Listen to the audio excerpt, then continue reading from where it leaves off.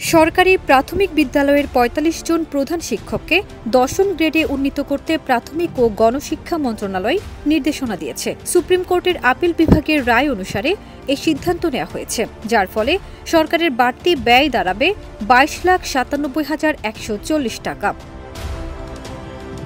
সম্প্রতি মন্ত্রণালয়ের যুগ্ম সচিব রেবেকা সুলতানার সই করা একটি চিঠি অর্থ মন্ত্রণালয়ের সচিবের কাছে পাঠানো হয়েছে। সেই সঙ্গে একটি প্রজ্ঞাপনও জারি করা হয়েছে, যেখানে বলা হয়েছে ২০১৮ সালে প্রধান শিক্ষক পদে কর্মরত ৪৫ জন শিক্ষক দশম গ্রেড দাবিতে হাইকোর্টে রিট দায়ের করেন।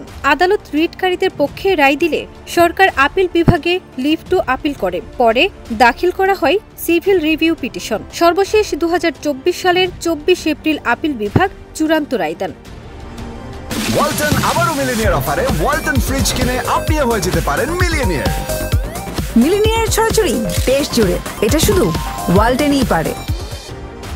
রায়ে বলা হয়, রিটকারীরা ৪, ৮ ও ১২ বছর পূর্ণ হলে টাইম স্কেল বা সিলেকশন গ্রেডের সুবিধা পাবেন না। তবে ভবিষ্যতে এ ধরনের সুবিধা চালু হলে তারাও তার আওতায় পড়বেন। এই রায় অনুযায়ী মন্ত্রণালয় ৪৫ জন রিটকারী প্রধান শিক্ষকের জন্য দশম গ্রেড বাস্তবায়নের সিদ্ধান্ত নেয়।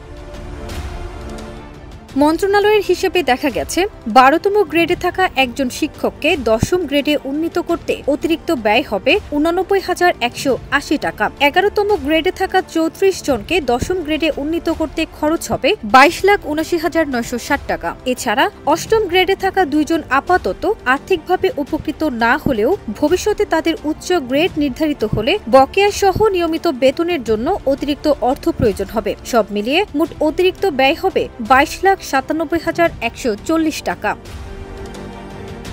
প্রতিবেদন অনুযায়ী শুধু এই ৪৫ জন শিক্ষকের জন্য নয়, বরং দেশের সব সরকারি প্রাথমিক বিদ্যালয়ের ৬৫,৫২৪ জন প্রধান শিক্ষককে দশম গ্রেডে উন্নীত করলে সরকারের বার্ষিক ব্যয় দাঁড়াবে প্রায় ৩২১,৩৩,৪৭,৫৮০ টাকায়।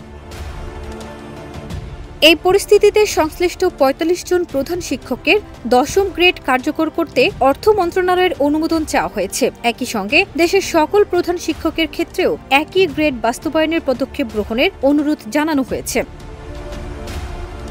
ফারজানা নিকিতা, দেশ রূপান্তর।